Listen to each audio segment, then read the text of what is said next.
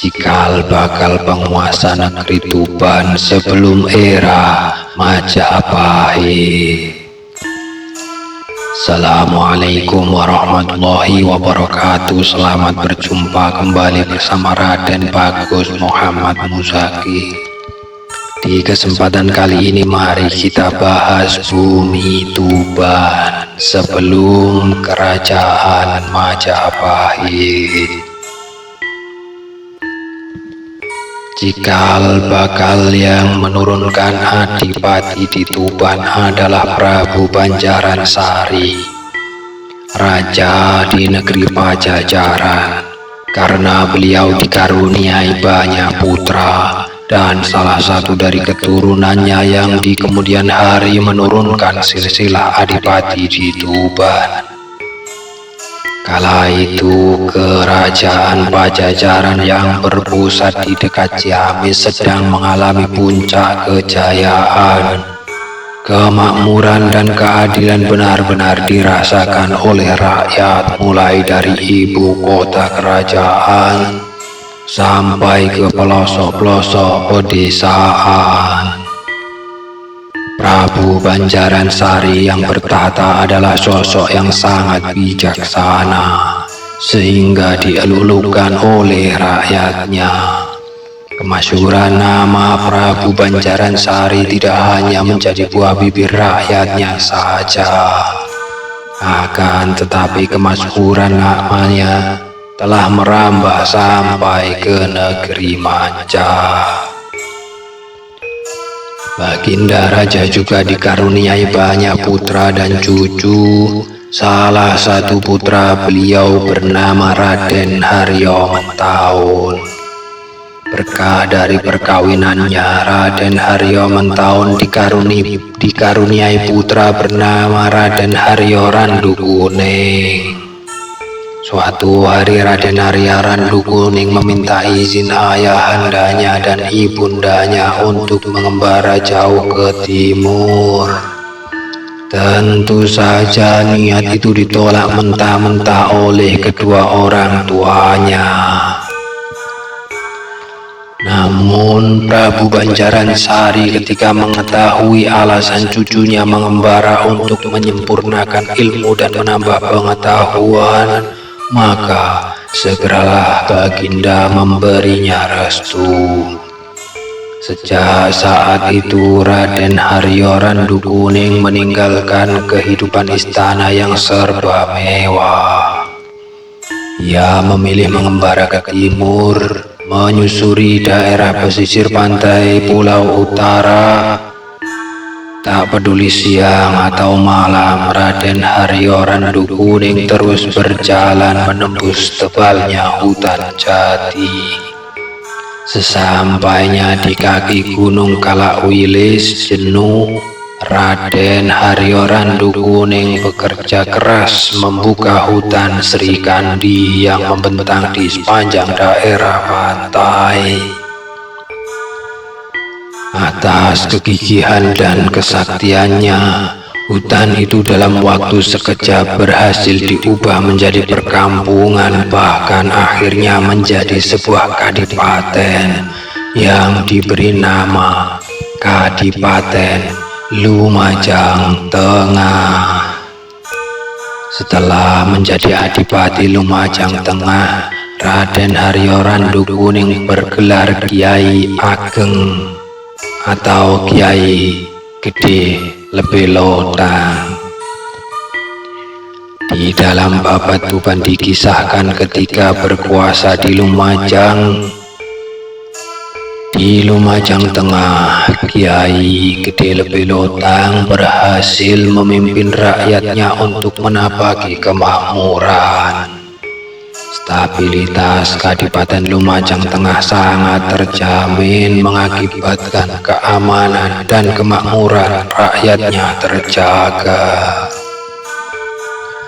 Masyarakat kecil tidak kekurangan suatu apapun.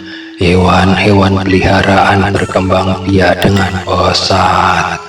Walaupun hewan-hewan peliharaan itu berkeliaran secara bebas, tak seorang pun berani mengambil yang bukan menjadi hak miliknya.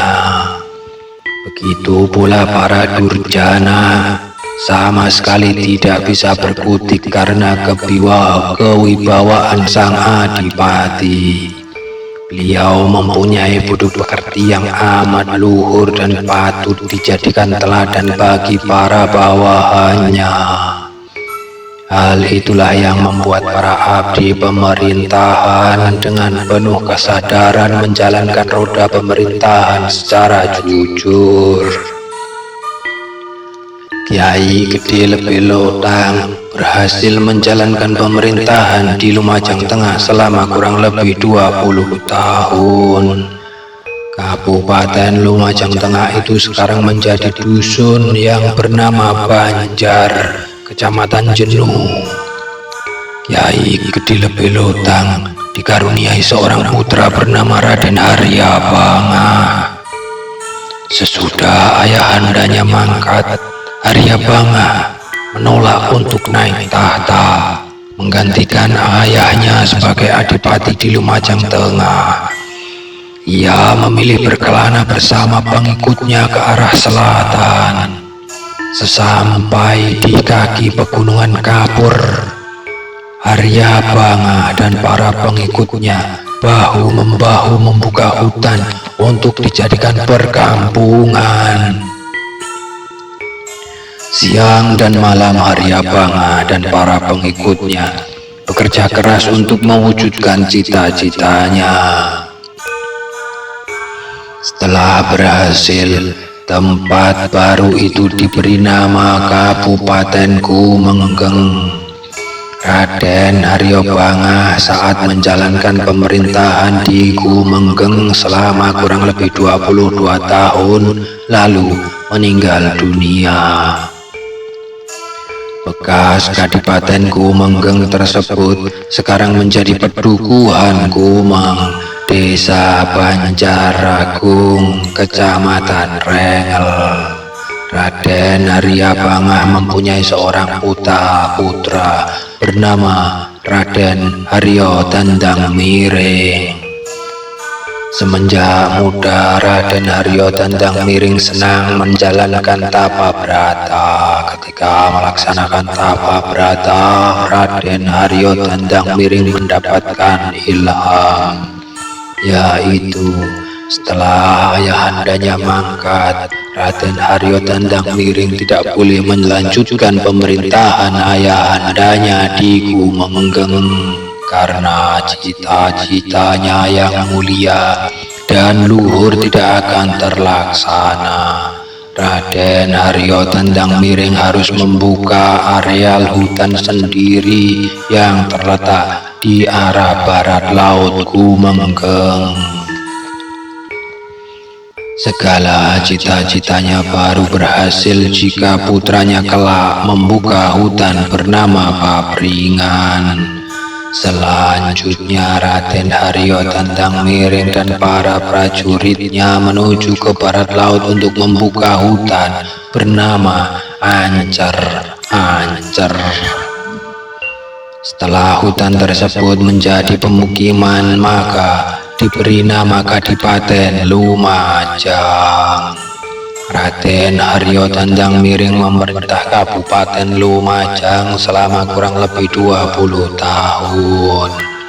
Tersebutlah kisah tatkala itu Raden Haryo Tandang Wacana, putra dari Haryo Tandang Miring yang merupakan cucu dari Raden Arya Banga, sedang membuka tanah yang masih berupa hutan bambu yang bernama Papringan.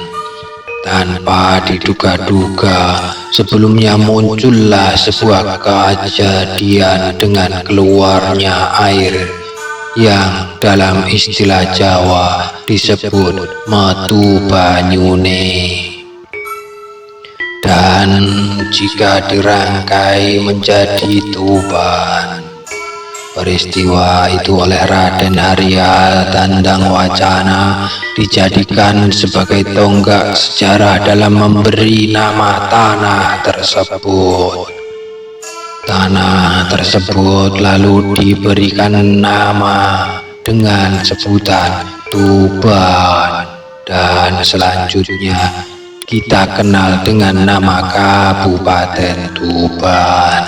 Sementara itu, sejarah pemerintahan Kabupaten Tuban diawali pada zaman Kerajaan Majapahit, tepatnya ketika peristiwa agung pelantikan Ronggolawe untuk menjadi Adipati Tuban pertama oleh Raja Majapahit, Raden Wijaya.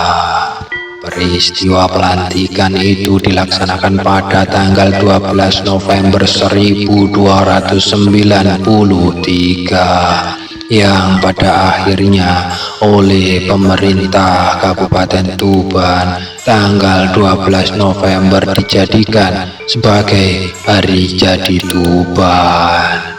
Sekian, terima kasih, sampai berjumpa di lain cerita. Wassalamualaikum warahmatullahi wabarakatuh.